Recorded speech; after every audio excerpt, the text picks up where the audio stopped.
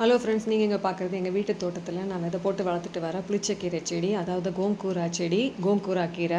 நம்ம ஆந்திராவில் வந்து இது ரொம்பவே ஃபேமஸுங்க. இது வந்து இங்கே கோயம்புத்தூரில் இந்த கீரை எனக்கு கிடைக்கிறதில்ல. பட் சென்னையில் இருந்தபோது நிறைய இந்த கீரையை வந்து நாங்கள் சமைச்சது உண்டு. இது ரொம்பவே வயிற்றுக்கு ரொம்ப நல்லதுன்னு சொல்லுவாங்க. இதில் இயற்கையாகவே இந்த இலைக்கு வந்து ஒரு புளிப்புத்தன்மை இருக்கும். அதனால் நம்ம தக்காளி புளி எதுவுமே சேர்க்காம இதை வந்து நம்ம தொகையெல்லாம் அரைச்சி சாப்பிட்லாம். ரொம்பவே சூப்பராக இருக்கும் புளிச்சக்கீரை தொக்கு. அது வந்து நான் என்ன பண்ணேன், அமேசானில் வந்து விதை ஆர்டர் பண்ணி நிறைய வாங்கி நான் என் தோட்டத்தில் எல்லா இடங்கள்லையும் போட்டு வச்சேன். பார்த்திங்கன்னா எல்லா இடங்கள்லையும் நல்லா வளர்ந்துருக்கு.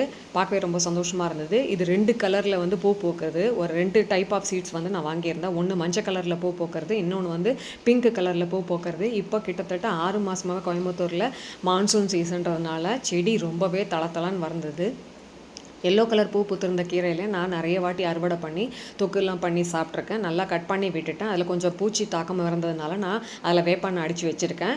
இப்போ தான் அது மொல்லமாக இலை விட ஆரம்பிச்சிருக்கு. இந்த பிங்க் வந்து பார்த்திங்கன்னு சொன்னால் இந்த மழை சீசனில் ரொம்பவே சூப்பராக தளன்னு வளர்ந்துருந்துங்க. பார்க்கவே ரொம்ப சந்தோஷமாக இருந்தது. மார்னிங் எழுந்து இந்த செடியை முதல்ல பார்க்குறது தாங்க எனக்கு வேலை. மனசுக்கு அவ்வளோ சந்தோஷமாக இருக்குங்க. தேங்க்ஸ் ஃபார் வாட்சிங்.